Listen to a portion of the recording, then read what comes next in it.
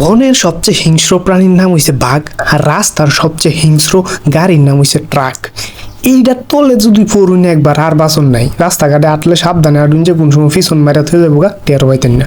জায়গা কলেজ থেকে বাইরে দেখলাম যে বৃষ্টিতে ক্যাম্পাসটা ভিজা করে দারুণ লাগতেছে, এর লেগে একটা ভিডিও ক্লিপ লইলাম।